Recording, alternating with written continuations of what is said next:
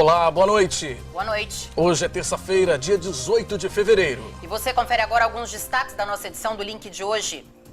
Motorista de aplicativo de 65 anos morre depois de ser esfaqueado em assalto em Vila Velha. Em Vitória e também no interior, a categoria faz protesto contra a violência. Os motoristas querem mais blitz durante a noite. Na Serra, homem suspeito de cometer assaltos é preso pela polícia com a ajuda de um pedestre. E o balneário de Guriri, no norte do estado, já se prepara para receber os foliões no carnaval. Serão mais de 90 atrações nos dias de folia. Tudo isso a partir de agora. O Link Espírito Santo já está no ar.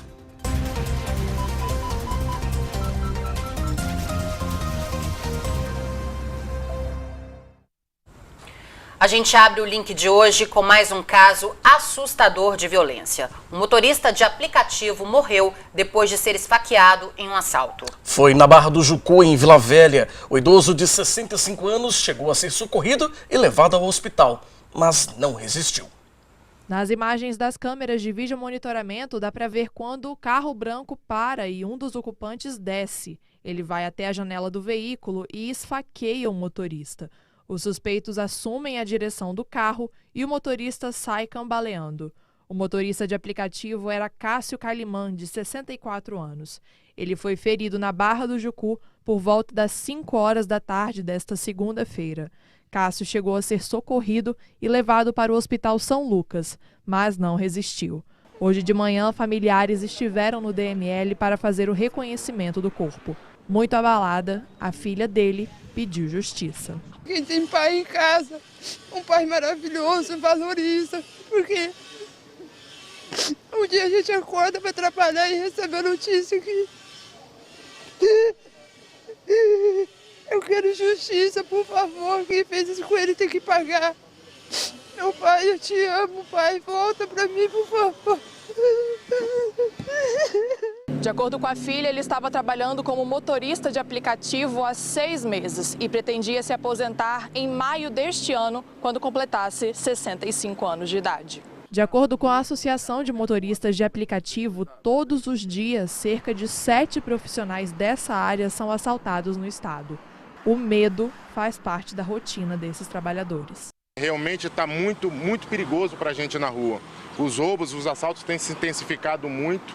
A gente hoje não tem um suporte da operadora, das operadoras. Elas, na verdade, colocam bandidos dentro do nosso veículo e que nos colocam em perigo. Ele também falou sobre a tentativa de homicídio contra um motorista de aplicativo de 36 anos em Cariacica. O trabalhador foi esfaqueado no último domingo e precisou ser socorrido por uma viatura da Força Nacional. O parceiro ele já está em casa, segundo informações, mas também foi grave, foi brutalmente. Segundo informações, os bandidos já entraram dentro do carro esfaqueando para roubar o carro. Parece que esse carro foi achado num desmanche. Então é uma quadrilha que a gente está vendo que está se organizando novamente contra os motoristas de aplicativo. Agora os motoristas cobram providências do poder público e também dos aplicativos. Hoje nós não vemos nenhuma blitz à noite, nós estamos rodando à noite, não vemos blitz à noite. As blitz que nós vemos é só para arrecadar dinheiro, não temos nenhuma blitz hoje que seja para a segurança do passageiro e segurança do motorista. Então são só blitz arrecadatórias. A gente quer pedir ao secretário de Segurança Pública, a gente entrou em contato ontem com o subsecretário, pedindo uma audiência com o secretário, para que a gente possa tentar montar alguma forma de que nós possamos ter essas blitz que possam nos proteger, não só nós, mas também como os passageiros que nós transportamos. A Secretaria de Segurança Pública disse que não recebeu até o momento nenhum pedido oficial de agenda da categoria, mas destaca que está à disposição dos trabalhadores para o debate da melhoria da segurança. Todos os casos de crimes cometidos contra motoristas de aplicativo são investigados e prisões foram realizadas em casos anteriores pela Polícia Civil. A Secretaria garantiu ainda que a Polícia Militar faz abordagens frequentes a veículos na Grande Vitória, mas que tem dificuldade de identificar especificamente os carros de aplicativos. E os motoristas de aplicativo fizeram hoje um protesto aqui em Vitória contra a violência. Era por volta das 2 da tarde quando os manifestantes saíram da Praça do Papa em Vitória. Nos carros, balões pretos e mensagens de luto.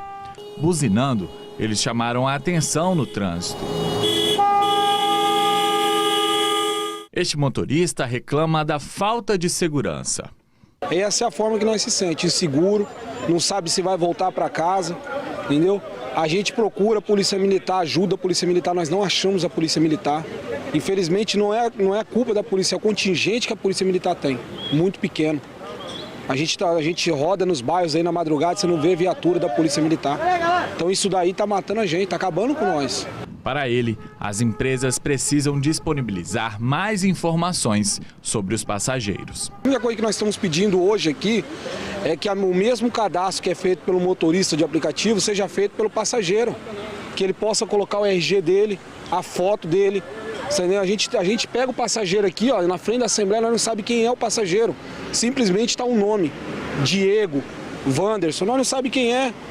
Qualquer um pode entrar no seu carro, nós não tem foto, nós não sabemos se esse passageiro mora naquele bairro realmente. Com o protesto, os pontos ficaram lotados, mas mesmo assim, muitos passageiros apoiaram a manifestação. Eu acho que eles estão certos sim, por segurança. Da mesma maneira que o trabalhador de carteira assinada pede pela sua segurança, eles também estão trabalhando direito. E hoje em dia também os passageiros também têm aquela insegurança e aquele motorista, ele realmente está fazendo o seu trabalho correto. Então acho que os aplicativos eles têm que ter uma organização melhor, não só para o passageiro, para o motorista também. Então eu dou razão a eles também. Eu acho que estão no direito deles. Todo mundo tem que correr atrás do seu direito. Estão certos. E você se sente seguro quando você pega uma corrida? De Uber, sim. Muito segura. Você acha que essa segurança que o passageiro tem, o motorista também tem que ter? Com certeza, absoluta. Após o buzinaço pelas ruas da capital, os manifestantes vieram aqui para a Assembleia Legislativa do Estado. Eles cobram dos deputados estaduais leis mais rígidas e que garantam a segurança durante o trabalho. Dentro da galeria da Assembleia, eles homenagearam o colega morto nesta segunda-feira.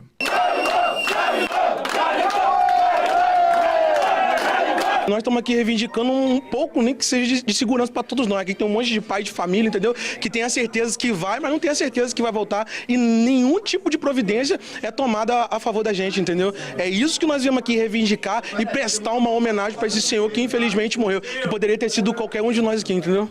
Enquanto os deputados discursavam, os manifestantes protestavam. Depois de alguns momentos na galeria, eles saíram insatisfeitos da sessão. Segundo os manifestantes, eles não foram ouvidos pelos deputados e, por isso, o protesto continua. Daqui da Assembleia Legislativa, eles estão seguindo para a terceira ponte. Ao chegarem no pedágio, os motoristas ocuparam uma das faixas da terceira ponte. A manifestação deu um nó no trânsito. Alguns motoristas tentaram liberar o fluxo. Mesmo com a tensão, a manifestação seguiu pacífica. Olha, realmente é um absurdo, né, Adriana? A gente vê o depoimento daquela filha na reportagem anterior da Anne, é uma coisa assustadora, né? É muito triste, né, Fabiano? Como eles disseram aí na reportagem do Rodrigo, são pais de família, né? Diante da crise, engenheiros viraram motorista de aplicativo, outros profissionais deixaram suas carreiras e viraram motoristas de aplicativo. Então, assim, são pessoas que precisam de segurança para trabalhar. Isso é nítido, isso é claro. É isso mesmo. Bom, e hoje ainda a gente volta a falar sobre esse assunto, né? Porque também teve protesto em Linhares, no norte do estado, pedindo mais segurança para quem trabalha com esse tipo de transporte. Bom, como vocês viram aí na reportagem, todos os dias, cerca de 7 motoristas de aplicativo são alvos de assaltos aqui no estado. E nós queremos saber a sua opinião. Você tem medo ou receio de usar esse tipo de serviço por causa dessa onda aí de violência contra esses profissionais? Mande pra gente a sua opinião pelo nosso WhatsApp. O DDD é 27, o telefone é 999276943. Repetindo, 27 999276943. Se preferir, você pode usar um atalho. Basta posicionar a câmera do seu celular nesse código quadradinho que aparece no lado direito do seu vídeo. E aí, é só escrever o seu comentário e mandar pra gente. Então, só reforçando a nossa enquete de hoje, pergunta o que pode e o que deve ser feito para dar mais segurança aí para quem precisa, né, usar esses transportes, né, para quem usa esses aplicativos de transporte. E se você se sente seguro usando esses aplicativos. Então, eu e o Fabiano, nós aguardamos a sua participação. A Polícia Militar conseguiu prender um suspeito de tráfico de drogas com a ajuda de um homem que passava na hora da perseguição. Olha só o que ele fez. 2 policiais de moto perseguiam um rapaz pela avenida mais movimentada do bairro de Fátima, na Serra. O suspeito tentava fugir quando passou pela calçada e olha só o que esse homem fez. Veja de novo o momento em que o rapaz leva a rasteira.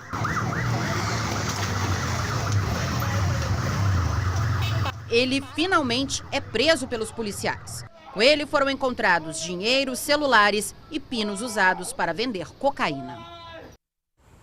E a seguir aqui no link, vamos mostrar que o Espírito Santo e Minas Gerais anunciaram um plano estratégico que vai ajudar a alavancar a economia mineira e capixaba.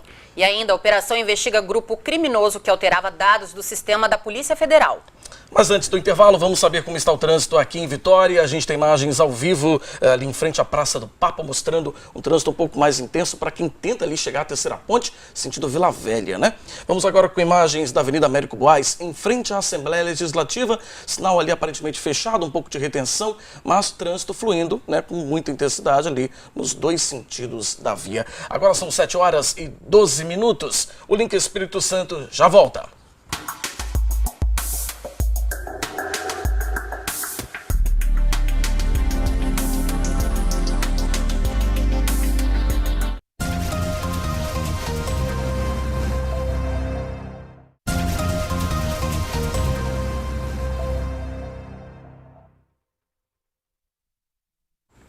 Estamos de volta com o link.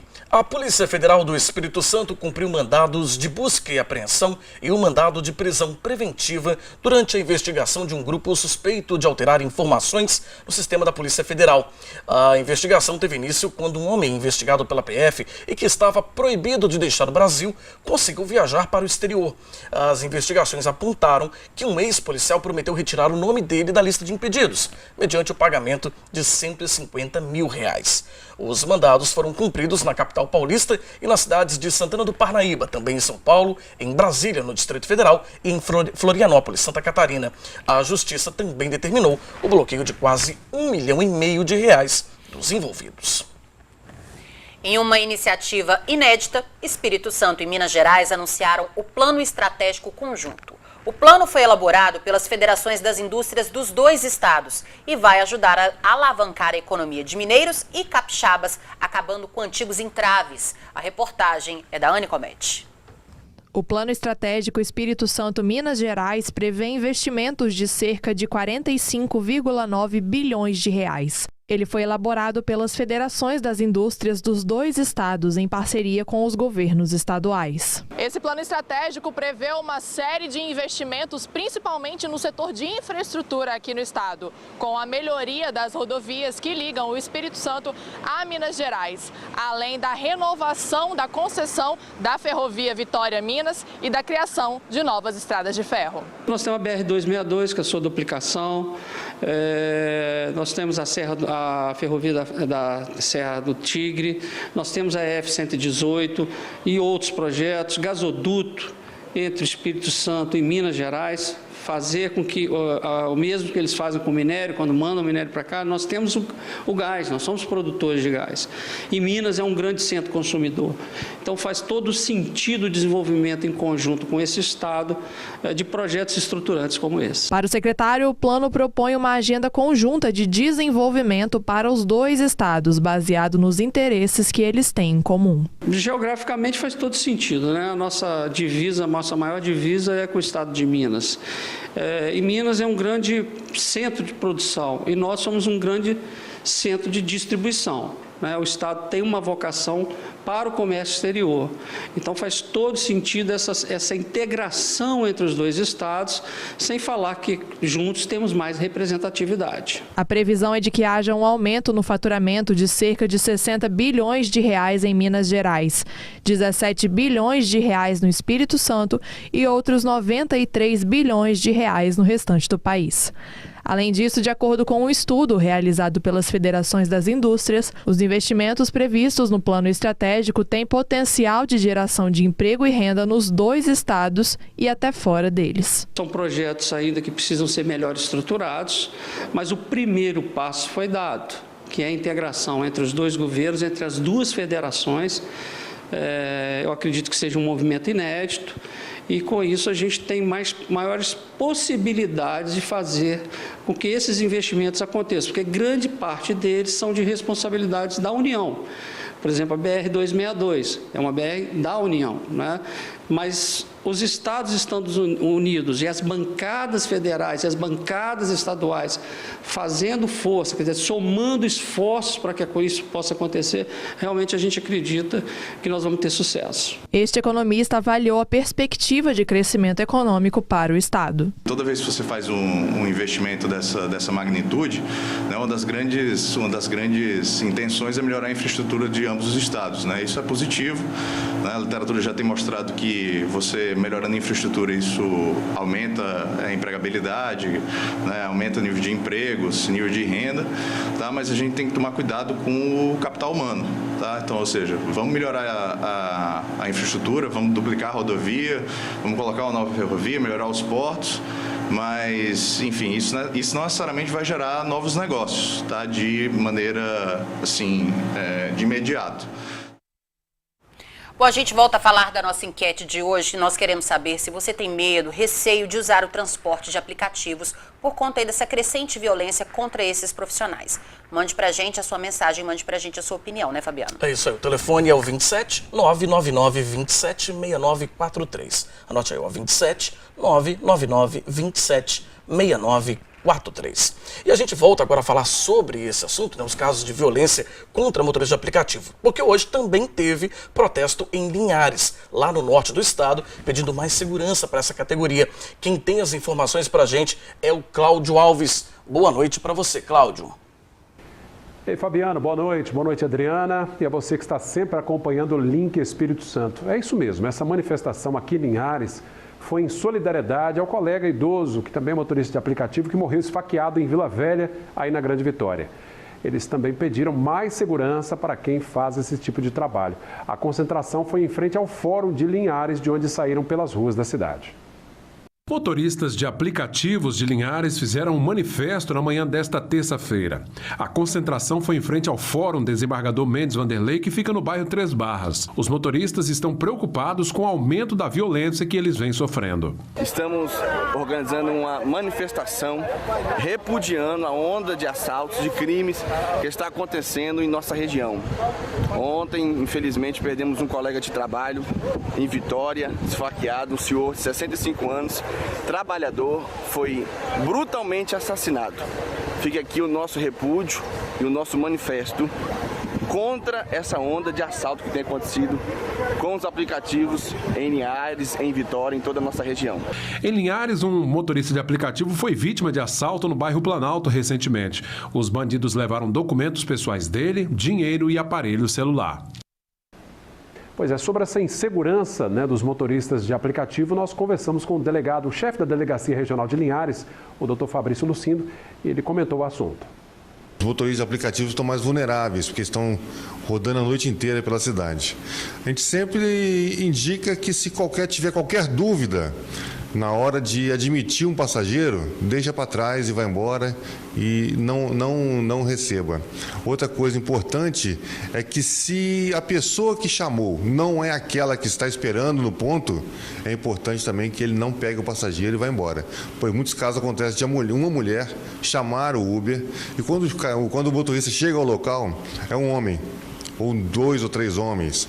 Então não faça a viagem, vai embora e pega o próximo cliente. Se uma pessoa chamou e tem 3 ou 4 homens, se vem atitude suspeita, também deixa isso para lá e vai embora. Não arrisca sua sorte em horários mais tarde, em locais ermos que podem gerar esse tipo de crime. Ainda falando sobre segurança, a polícia descobriu que o homem baleado pela Polícia Rodoviária Federal no final de semana passado aqui em Linhares é um dos suspeitos de participação no furto a 2 lojas no comércio de Rio Bananal. Um adolescente também foi apreendido. A quadrilha arrombou a porta das 2 lojas durante a madrugada e causou um prejuízo de mais de R$15 mil. O furto foi na semana passada em Rio Bananal. E graças à divulgação das imagens dos 5 suspeitos entrando nas lojas, a Polícia Civil conseguiu identificar 2 dos autores do crime. Pelas imagens que a imprensa, vocês também ajudaram, né, a divulgar, então A população tomou conhecimento do vídeo, identificou e acabou ligando para o 181 e denunciou, e nós conseguimos identificá-lo hoje. A comunidade de Linhares, Soretama e Rio Bananal confia muito na Polícia Civil. A gente tem a ajuda sempre de vocês também da imprensa, e viram a imagem, identificaram o sujeito, ligaram para o 181 e a gente conseguiu localizá-lo e conduzi-lo hoje. Um dos suspeitos desse furto em Rio Bananal é o mesmo que foi baleado pela Polícia Rodoviária Federal no último final de semana aqui em Linhares. Ele havia acabado de assaltar um casal, foi perseguido e atirou contra os policiais. Reconhecido nas imagens, o homem confessou os 2 crimes. A polícia agora procura os outros 3 envolvidos. Sim, esses outros 3 elementos a gente está tentando descobrir quem são eles. Já temos algumas pistas e talvez essa semana mesmo a gente vai conseguir localizá-los. Bom, são 2 furtos qualificados, né, que ocorreram em Rio Bananal. Então, são 2 crimes graves, inclusive de grande monta patrimonial para o lojista. Então, vão responder por furto qualificado, 2 vezes, né? O suspeito baleado segue internado no Hospital Rio Doce sob escolta policial. Segundo o delegado, ele tem uma longa ficha criminal e havia deixado a prisão recentemente. Isso aí, as investigações continuam. Por hoje é só. Volta a Vitória com vocês, Fabiano, Adriana. Até amanhã. Obrigada, Cláudio. Até amanhã. E a seguir aqui no link vamos tentar entender essa onda de crimes que assusta os capixabas e como o Estado deve enfrentá-la. Tem entrevista na bancada com um especialista em segurança pública. E você vai ver também que em Colatina, no noroeste do estado, cresceu o número de apreensões de armas de fogo. Mas antes vamos saber como está o trânsito aqui em Vitória. Temos aí imagens ao vivo da Avenida Reta da Penha, no cruzamento com a Avenida Rio Branco. A gente vê ali que tem trânsito nos 2 sentidos, mas principalmente para quem segue no sentido Vila Velha, como já é de costume aí todos os dias mais ou menos nesse horário. Continuando o nosso giro, temos imagens da Ponte de Camburi, com trânsito tranquilo nesta noite de terça-feira. O link Espírito Santo volta já.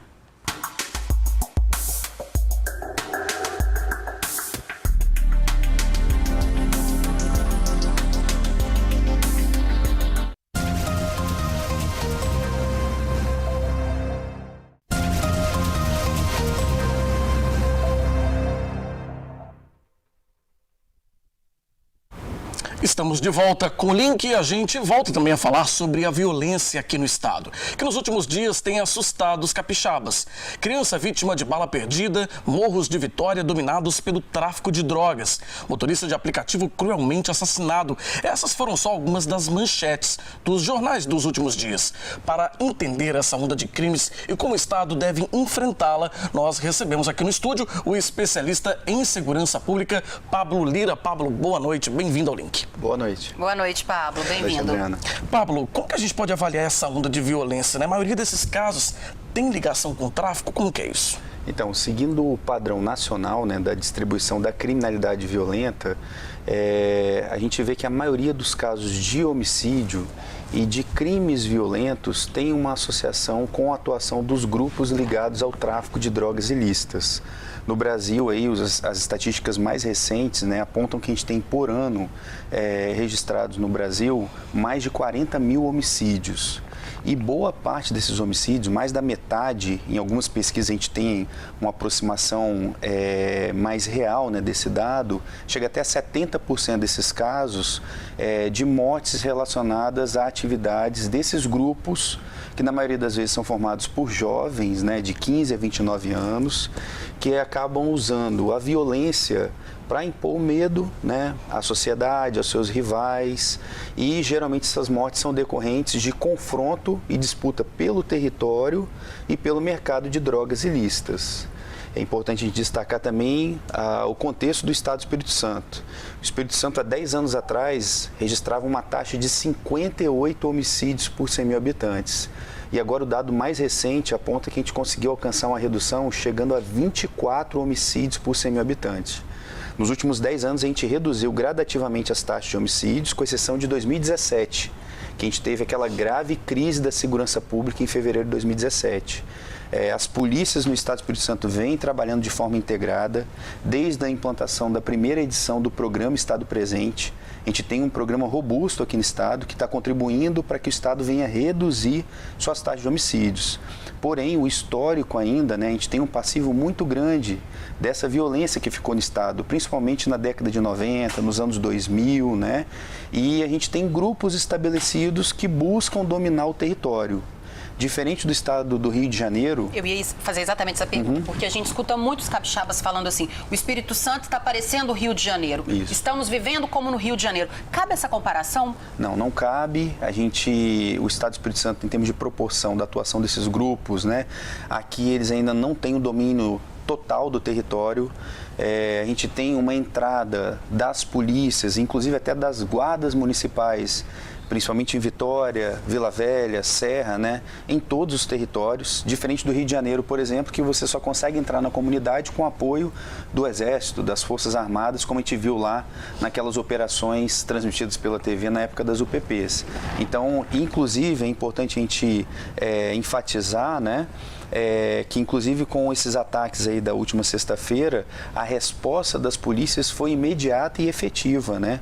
Conseguiu desmobilizar aqueles grupos ali de jovens que estavam gerando distúrbio, né? De criminosos, né? Que são práticas de crime mesmo, atentado contra a imprensa, contra a sociedade, contra comerciantes, né? E a polícia conseguiu agir de maneira rápida, dando resposta e reestabelecendo a ordem pública, né? E também bem simbólico também a forma que a polícia atuou e vem atuando aqui no estado de 2019 para cá. Simbólico e efetivo. Em outubro do ano passado foram várias operações nessas áreas que têm atuação desses grupos ligados ao tráfico de drogas.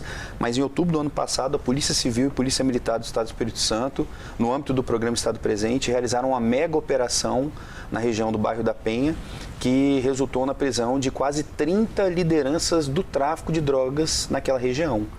Então, a polícia tem atuado e essas prisões foram realizadas sem nenhum disparo de arma de fogo, com a atividade de inteligência, a repressão qualificada, né? E estão dando respostas. Porém, é importante também a gente lembrar que a gente vive numa sociedade, hoje no Brasil, que as nossas leis penais ainda são muito brandas. E essa juventude, que hoje está aí em torno do tráfico de drogas, acaba vendo aí a possibilidade de cometer um delito e ainda permanecer impune por conta das nossas leis penais ainda permitirem, né, uma série de recursos, né, protelatórios, que uma pessoa comete um crime grave, né, ainda continue solto, gerando distúrbios na sociedade. O Pablo falou aí, né, Fabiano, sobre a questão dos ataques, e a gente tem uma informação importante, porque hoje a Polícia Rodoviária Federal prendeu o Vaninho. Ele era um dos criminosos mais procurados do estado e ele é suspeito de ter ordenado esses ataques na sexta-feira. Que inclusive do PCV, né? Que é o primeiro comando da capital. Seria o primeiro comando de Vitória, que a gente nem sabia que isso existia, né? São grupos que a gente tem aqui no estado. De 2007 para cá, isso tem o levantamento do Fórum Brasileiro de Segurança Pública.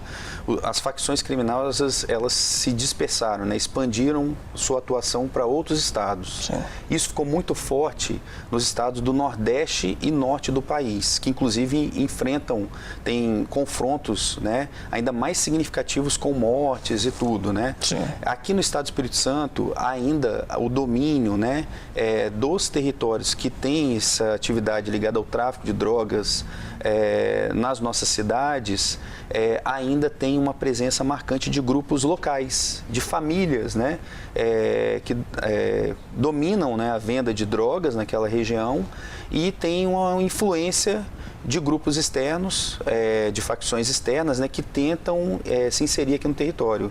Mas ainda, predominantemente, a gente vê uma atuação mais marcante nos territórios, principalmente aqui da Grande Vitória, de grupos de jovens locais ali que já residem naquelas comunidades, estão buscando tentar ampliar, né, o território de atuação, mas a gente vê aí a polícia conseguindo controlar essa tentativa de expansão desses grupos, né, com atividade de inteligência. É muito louvável aí esse engajamento e integração das polícias, a coordenação também da Secretaria de Segurança Pública, do Governo do Estado. O programa Estado Presente é um programa muito importante porque ele busca reprimir a criminalidade violenta com a atuação integrada das polícias, um acompanhamento direto do governador do Estado. Para um programa de segurança pública tem que ter um envolvimento do ator político principal.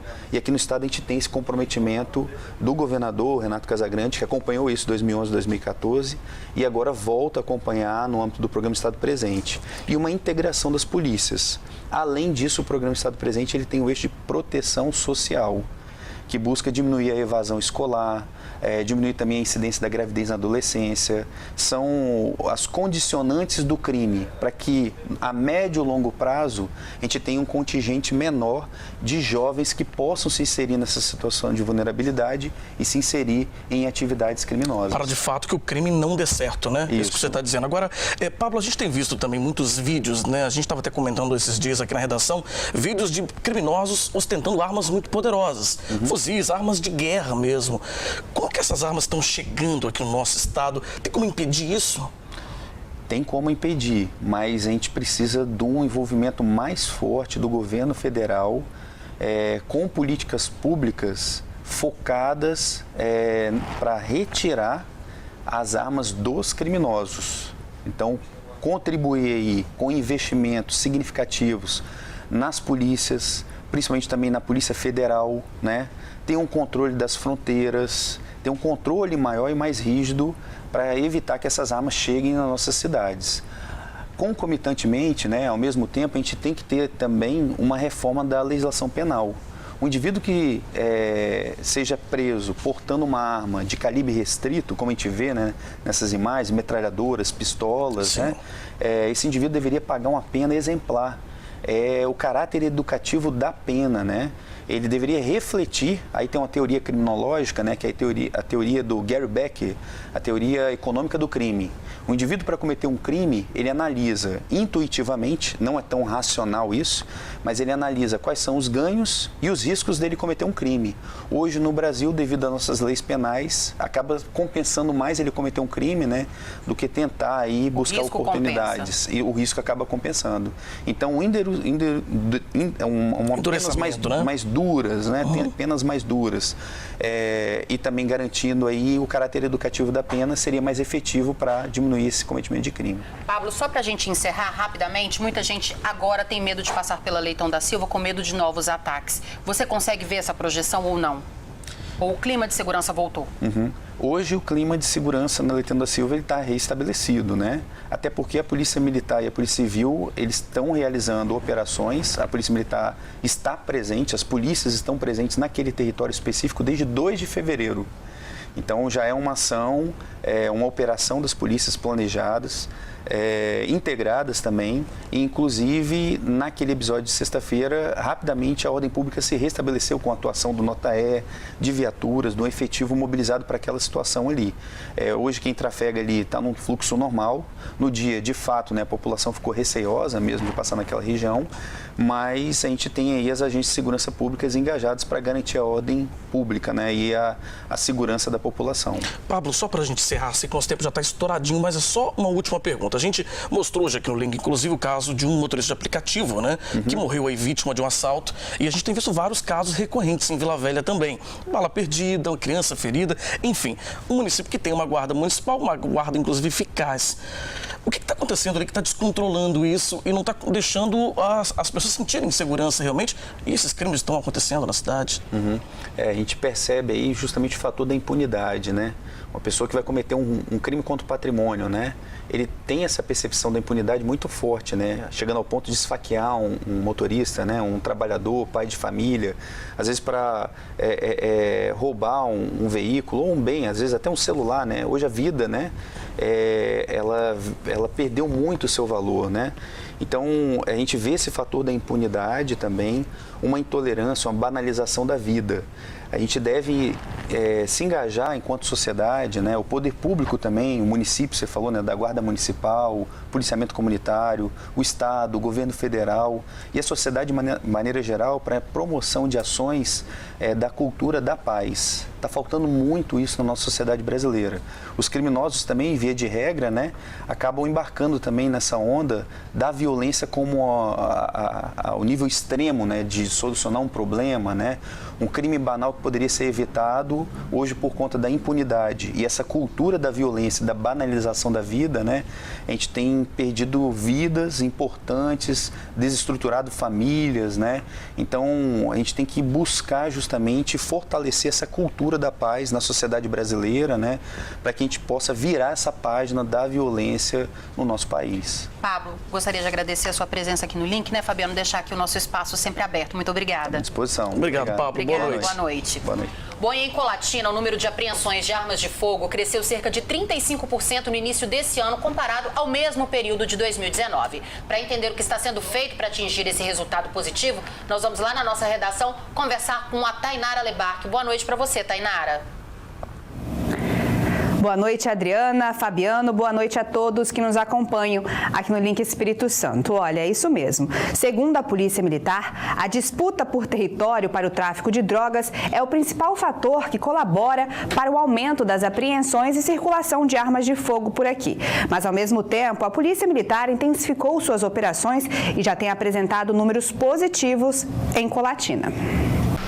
Segundo dados do 8º Batalhão, só nos últimos 37 dias foram 30 armas apreendidas em Colatina, todas com ligações a redes criminosas no município e região. Só na semana passada foram 7 armas de fogo apreendidas pela PM. Mas por que esse crescimento? Por que essas pessoas estão se armando? Quais são as causas dessa situação? Segundo o capitão Balbino, oficial da Polícia Militar, essa é uma situação complexa, mas a polícia tem intensificado também o trabalho de repressão a esses crimes. No ano de 2019, nós fizemos um trabalho de combate ao tráfico de drogas bem contundente, com várias prisões, chegamos a quase 100 presos só com envolvimento com tráfico de drogas, e uma operação só, mais de 70 pessoas. E na medida que nós vamos retirando esses traficantes, outros tendem a chegar ao local e ocupar para tentar participar desse comércio e buscando a lucratividade. E para que possa garantir ou até mesmo tentar chegar a esses locais, eles vão se armando para o enfrentamento. Então nós temos essa realidade de vários grupos de bairros diferentes buscando armamento para buscar a boca de fumo, local de venda de drogas, para garantir aí a comercialização. Outra situação é a origem das armas que chegam ao município de Colatina. Um ponto que a PM está atenta. Na maioria das vezes, grupos criminosos do interior do estado têm ligações com facções da capital. A chegada de arma de fogo na cidade de Colatina, mesmo porque você tem grupos diferentes em que compram, mas geralmente elas vêm da capital. Principalmente os armamentos que são aqueles de produção caseira. Nós fizemos a apreensão de 4 armas longas produzidas artesanalmente, né, mas com funcionamento, em perfeito estado de funcionamento, com a munição e toda dentro daquilo que pode causar a morte a qualquer cidadão. A Polícia Militar deixa um recado para essas pessoas que estão se armando. Se precisar, vai agir com rigor. E faz também um alerta à população. A participação da sociedade através do 190 e do Disque Denúncia 181 é de suma importância. Em 2019, nós logramos êxito em várias apreensões com a participação da população, porque ela, sendo os olhos da polícia na rua, nos facilita. Lembrando que é sempre sigiloso, não precisamos da identificação da pessoa para que ela passe as informações via 190, se for um caso de maior urgência ou que está acontecendo naquele momento, ou 181 se for alguma coisa que necessite de uma apuração maior. A Polícia Militar vem deixando aí o recado de que o combate continuará de forma firme na cidade, não deixaremos que em local nenhum nós tenhamos o crime dominando, apresentando armas, né? As equipes estão orientadas à determinação passada. Qualquer indivíduo que esteja com arma de fogo na mão, oferecendo risco à vida do policial, vai sofrer as consequências, que é o enfrentamento, que é disparo de arma de fogo. Os militares militares estão indo com armamento pesado, estamos indo para as apurações até em virtude do número de armas, com fuzil, bem preparado. Não queremos o combate, mas infelizmente, se a escolha for essa, nós estamos preparados para ele. Então deixamos aí a sociedade colatinense tranquila que a Polícia Militar está atuando. E mudando de assunto, uma reunião que será realizada amanhã pode definir o valor do reajuste das passagens de ônibus circulares aqui em Colatina. É mais um reajuste que pode pesar no bolso de milhares de usuários. O Conselho Tarifário do Transporte Público Coletivo de Colatina vai se reunir nesta quarta-feira, às 9 horas da manhã, no auditório do Sanear, para decidir sobre o valor do reajuste da passagem no município. Após essa decisão, o parecer segue para o gabinete do prefeito Sérgio Meneghelli para aprovar ou não esse reajuste nas tarifas. Na última reunião do Conselho, sob contestações, foi aprovado um valor de R$ 3,20 para as passagens de ônibus circulares de Colatina, mas esse valor nem foi enviado para a apreciação do Executivo Municipal e outro encontro foi marcado. Lembrando que essa reunião é aberta ao público e vai acontecer amanhã, às 9 horas da manhã, no auditório do Sanear. Essas são as informações hoje aqui de Colatina. Nós voltamos agora à Vitória. Uma boa noite a todos. Obrigado, Tainara, pelas informações. O Link Espírito Santo vai para mais um rápido intervalo e na volta você vai ver que em Cachoeiro de Itapemirim teve tentativa de rebelião e deixou 2 pessoas feridas. E ainda, Guriri se prepara para o Carnaval 2020. A gente volta já.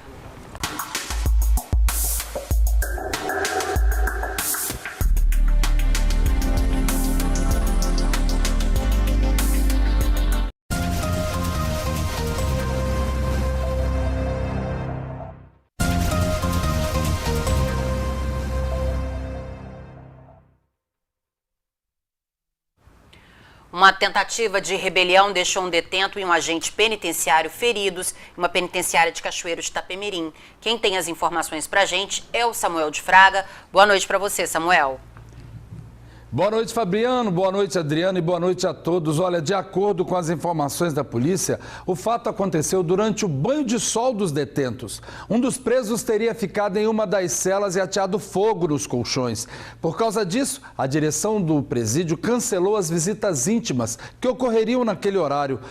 Os feridos foram atendidos e depois encaminhados para o pronto atendimento e passam bem. Os nomes deles não foram informados. Olha, um motociclista morreu na noite desta segunda-feira em um acidente na rodovia Mauro Miranda Madureira, conhecida como Rodovia do Valão. O acidente aconteceu por volta das 10h30 da noite. O motoboy, identificado pelo nome de Adenildo, mais conhecido como Ferrinho, de 28 anos, morreu depois de bater com sua moto em um carro no bairro Valão. O motorista abandonou o veículo e fugiu. A dinâmica do acidente não foi informada. Adenildo entregava lanches e era morador do bairro Novo Parque. Bom, entre os centros culturais aqui da cidade atingidos pela enchente de janeiro está o Teatro Rubem Braga, que teve seu interior completamente destruído. Eu conversei com a secretária de Cultura do município, que falou dos prejuízos e recuperação do local. O Teatro Municipal foi a maior perda da cultura, né, no sentido quantitativo, né, financeiramente falando. O teatro... Ele precisa ser fechado agora, né? Ontem nós fizemos a retirada da lama do fosso do palco, desmontamos o palco para tirar a lama. O porão também está sendo sugado porque a lama tomou conta do porão do teatro. Perdemos todas as poltronas, carpete, todos os panos de palco, cortina de frontal, rotunda, panos de coxia, perdemos tudo. Todo o equipamento de som de palco foi perdido, salvou a sala da técnica porque ficava lá em cima. Então, nós estamos tentando estabelecer um plano B para o teatro, que é pontuar assim, com muita atenção o que o teatro precisaria para reabrir. Né? Mas eu não acredito que faríamos isso com menos de 6 meses, porque realmente é um investimento alto, tem que cotar todos os itens, são itens demais, são cabeamentos, caixa de som, plataformas, panos, são coisas de natureza muito diferentes, é um projeto muito trabalhoso. Realmente o teatro foi a maior perda financeira da Sencult. Pois é, e Cachoeiro teve uma demora tão grande para voltar a trazer essa essa arte, essa cultura, para trazer essa coisa de fazer a população ir ao teatro, e realmente foi uma grande perda cultural para a cidade. Foi, porque o teatro, por mais que tivéssemos altos e baixos na cultura em tantos anos, né, o teatro nunca deixou de funcionar em 20 anos. Foi um equipamento que, desde a sua inauguração, em 28 de abril do ano 2000, o teatro jamais ficou sem atividade. Então, quer dizer, é um templo da cultura cachoeirense, é um templo da expressão artística cachoeirense. É realmente uma dor muito grande a gente ver aquele espaço fechado, né? De achar peixe na plateia. Então, assim, é tudo muito doloroso, mas nós estamos realmente nos organizando para tentar reabrir o teatro no menor prazo possível.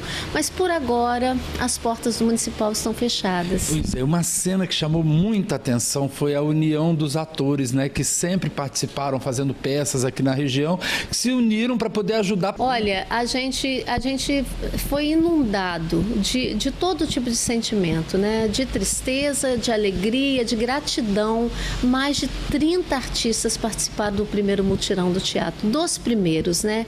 Era gente, assim, que enchia aquele teatro de pessoas com vassoura, com rodo, pessoas que não estavam acostumadas a trabalho pesado, fazendo trabalho pesado. Não foi só a cultura que perdeu, a cultura perdeu, mas toda a população perdeu. Eu acho que tem que ficar disso um aprendizado, tem que ficar disso o que a gente faz diante dessa diversidade, diante dessa frustração e mais diante desse desafio que é reconstruir tudo isso. E começou nesta terça-feira o Feirão da Solidariedade na Linha Vermelha, na antiga estação ferroviária. O evento, organizado pela Secretaria Municipal de Desenvolvimento Econômico, em parceria com a Associação Comercial, Industrial e de Serviços do município, traz produtos novos com preços diferenciados. Alguns chegam a preço de custo. O feirão vai até quinta-feira e funciona das 3 da tarde às 10 da noite. Uma boa oportunidade, hein? Bem, Adriana, Fabiano, esses foram os destaques aqui do sul do estado. Eu volto amanhã, hein? Uma boa noite para vocês. Boa noite, obrigado, Samuel. Bom, e a gente volta a falar da nossa enquete de hoje, que pergunta se você tem medo aí, o receio de usar o transporte de aplicativo por conta dessa onda crescente de violência contra esses profissionais. Já temos aqui algumas participações, né, Adriana? Vamos ler aqui a participação do Jarley. Ele fala o seguinte, ó, sobre esses roubos e assassinatos de motoristas de aplicativo, apesar da falha em ter mais dados aí dos passageiros, assim como dos casos o descaso, aliás, por parte das empresas de aplicativos, o maior problema, na minha opinião, é a falta de segurança, a impunidade e a irresponsabilidade com que as autoridades políticas de segurança tratam esse assunto, na opinião do Jarley, que não disse de onde ele é. O Reinaldo da Serra, de Nova Almeida, ele diz que falta punição adequada conforme o crime. Receptador e usuário também deveriam ser punidos. Sim. Bom, e por último tem uma última participação, que o nosso tempo já está quase acabando, é do Paulo Sérgio, lá de Aracruz. Ele fala que ele não tem medo, né, de usar o transporte aplicativo e ele sempre procura ir nos grupos de Uber do celular para tentar se respaldar nessa pessoa, se é seguro ou não, aquele motorista ou não. A gente agradece, né, Adriana, todo mundo que participou. Obrigada. Bom, e antes de encerrar o link de hoje, a gente fala de carnaval. Em algumas regiões, a folia já começa nesta quarta-feira, como é o caso de Guriri, no norte do estado, que recebe muitos turistas nessa época do ano, né? Quem mostra pra gente como estão os preparativos lá na região é a Nariane Lopes. Boa noite pra você, Nariane. Boa noite, Fabiano. Boa noite, Adriana. Boa noite a você que está nos acompanhando aqui pelo Link Espírito Santo. É isso mesmo. A ilha de Guriri já está recebendo turistas de várias regiões para o carnaval deste ano. O balneário promete ter um dos carnavais mais movimentados da história. Serão mais de 90 atrações. É durante o verão que Guriri, no litoral de São Mateus, recebe a maior quantidade de turistas. E isso aumenta ainda mais no carnaval. Conhecido por suas águas mornas, o balneário todos os anos recebe milhares de turistas de várias partes do país e do mundo. Esse ano foi muito bom a virada do ano e o carnaval também vai ser muito bom, né? A expectativa é grande, né? Esperando aí um grande público, esperando aí um belo show. Com certeza vai ser um belo carnaval, né? E esperamos isso. Festa para uns e geração de empregos para outros. Está quase tudo pronto para o Carnaval 2020 da ilha de Guriri. E é exatamente aqui no Corredor da Folia que centenas de turistas e foliões vão curtir a festa. O centro de Guriri é a área mais movimentada do bairro. E por isso é também onde estão os principais comércios, lojas, restaurantes, bares e barracas de comidas e bebidas. Ambulantes esperam o ano todo por este período para ter uma renda extra. Pelo movimento que estão esperando, seja um movimentozinho bom, com a renda seja mais ou menos, porque a renda que tem aqui é dividida para todo mundo, né? Não pode ser para um, mas eu acho que dá para dividir o pão cada um, para todos nós. Graças a Deus, Deus tem abençoado, né? E eu já estou bem satisfeita, porque é um produto que eu vendo de fácil acesso a todo mundo, né? E graças a Deus, Deus tem abençoado. Agora, para o carnaval, a gente espera mais. No entanto, que eu já dobrei o meu pedido. A gente sofre muito no inverno, na baixa temporada, mas quando chega o verão, que é todos os comerciantes almejam aí uma renda bem maior e para poder sobreviver na baixa temporada. A procura nos hotéis está grande. Segundo a gerente deste hotel, o mês de janeiro teve uma boa procura. Mas ela acredita que as chuvas que atingiram os estados do Espírito Santo e Minas Gerais possam atrapalhar um pouco. A procura, então, devido a esse período de chuva, também, né, que mais aqui é a terra de mineiro, né, dá mais ao mineiro, então a chuva um pouco atrapalhou. Entre as restingas cercadas e protegidas, há dezenas de acessos para a praia e que foram aprimoradas neste ano, com as passarelas facilitando o acesso. Eu gosto muito daqui. Já fui em várias praias, mas eu acho daqui bem melhor. Ainda mais agora com a estrutura, né? Tá muito bacana. Tô gostando demais. Ao longo da praia central, há ainda uma ciclovia e um calçadão bem cuidados para praticar uma corrida, pedalar ou simplesmente caminhar à beira-mar. E que venha o carnaval. Bom, por hoje é isso, Fabiana, Adriana, eu volto com vocês aí no estúdio. Uma boa noite a todos e até amanhã. Obrigada, Nariane. Bom, o link desta terça-feira fica por aqui. Muito obrigada pela sua audiência e pela sua companhia. Mais notícias do Espírito Santo você confere em sinoticias.com.br. A gente se vê amanhã. Para você, uma ótima noite. Boa noite, até amanhã. Record News, informação para você crescer.